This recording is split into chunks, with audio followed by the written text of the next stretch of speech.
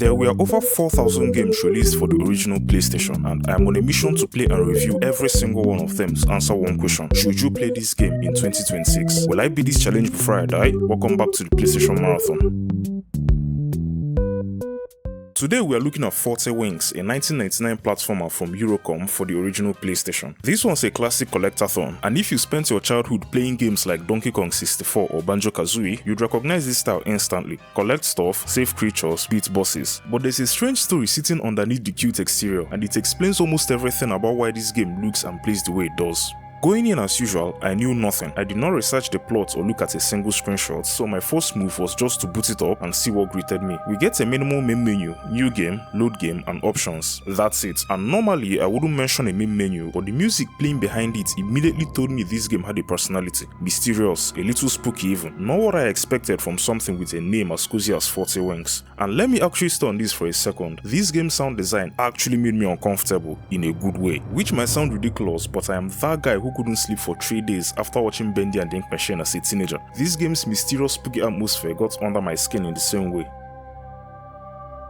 Now, going into the game, here's the setup. You play as one of two siblings, Ruff or Tumble. Their mom tells them a bedtime story about creatures called Wings, who protect people from nightmares, and their evil counterparts, the Hoodwinks. Meanwhile, in a faraway place called Dreamland, a grumpy old man named Nightcap can't sleep, so he decides that nobody else deserves sleep either, and sends his teddy bear henchman, Threadbare, to kidnap every Wink in existence and turn them into Hoodwinks. Only 40 are left uncaptured, hence, the title. That is a legitimately fun premise for a kid's platformer, and the actual cutscene selling it, Nightcap quite literally bullying Threadbare, got a real laugh out of me. It's funnier than it has any right to be. My one hang up though is that we never actually find out how two human kings end up physically inside Dreamland. Can anyone dreaming get there? Only kids? Did something summon them specifically? The game just skips that part. Small gap, but it's the kind of thing that sticks with you when everything else is explained so clearly. Once I actually started moving my character around the house, something clicked. This felt familiar. Not this reminds me of a platformer familiar, specifically Super Mario 64 familiar. The camera controls, the way movements felt, even the general vibe of exploring a house before the real game begins. And then I flipped to the manual and saw it in print, Move Over Mario. So I went digging. Turns out that quote is real, but it's just not about this game. It's from a Nintendo Power preview of the Nintendo 64 version of 40 Wings that never came out. The story, as best as I can piece together, is that GT Interactive, the publisher, was going through financial trouble right around this game's release. Infogrames ended up buying them out, and the N64 ports got killed in the process. Reportedly, the PS1 version's poor initial sales didn't help its case either, so you had a finished reviewed Nintendo 64 game that just vanished into thin air. That N64 version didn't actually see the light of day until 2018, when a company called Piko Interactive ran a Kickstarter campaign to finally release it, nearly 2 decades late. A PC version also came out around the same time on Steam. I haven't touched either of those, so if you have, I'd like to know if they cleaned anything up. Let me know in the comments down below.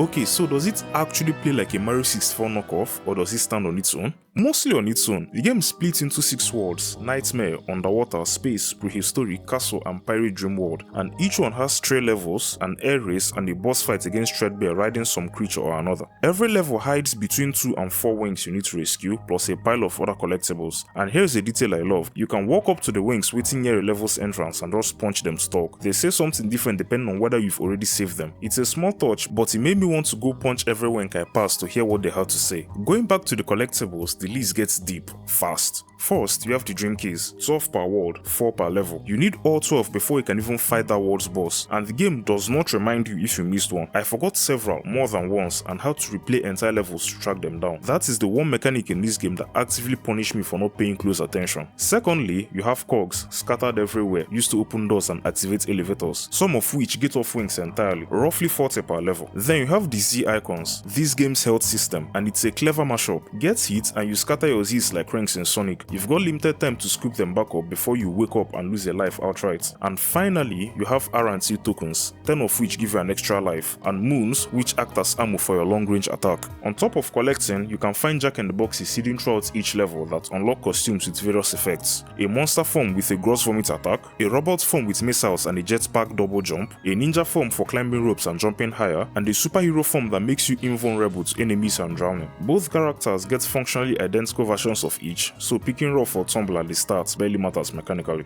Now, the one part that actually made this game a little frustrating for me wasn't the enemies, it was the camera. You move with the D-pad, control the cameras with the shoulder buttons, or both sticks if you've got a DualShock controller. Sounds fine on paper, but in tight spaces, the camera has a habit of snapping to this awkward angle that hides exactly what you need to see, right when precision matters most for a jump. And because the D-pad is relative to wherever the camera is currently pointed, a rotating platform turns every input into a math problem. Up isn't up anymore, it's whatever direction the camera decided was up 2 seconds ago. That's the moment-to-moment frustration. The bigger one is that I was fighting my emulator and OBS at the same time as fighting the camera, which turned what should have been an enjoyable platformer to a nearly 10-hour slog that I ultimately didn't finish clean.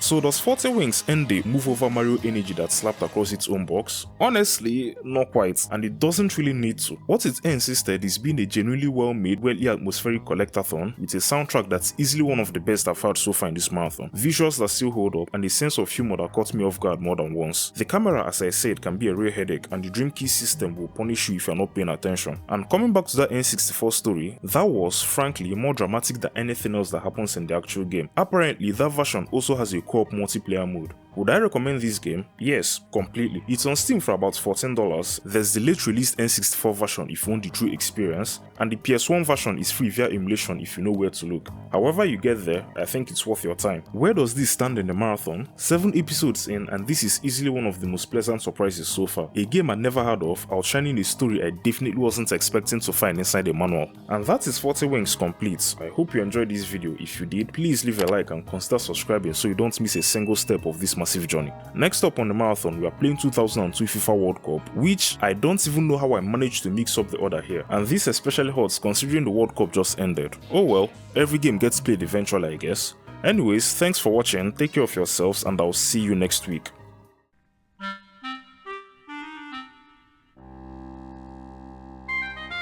Are you okay, mister? You! Come on then, have a go if you think you're tough enough. Duh! No, thank you. It's the mean, grumpy one we're after. Oh, he's not so bad, you know, deep down. Sure, he's a bit tetchy, but he's only ever mean to people smaller than himself. Really, he's just tired and grisly. What? Oh, yes, he's a different person after a good night's sleep. But why doesn't he just go to bed early? Oh, not with that terrible noise going on in his bedroom all night long. Tick-tock, tick-tock. So that big clock in his house keeps him awake? Tick-tock, tick-tock. All right, you should rest now. But don't you worry. We're here to send that grumpy nightcap to Betty Buys. Tick-tock, tick-tock, tick-tock.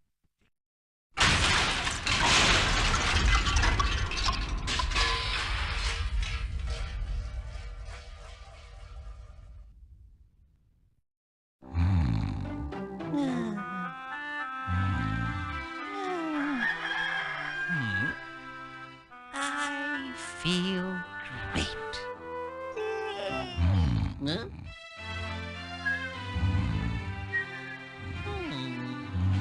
What a fantastic day! A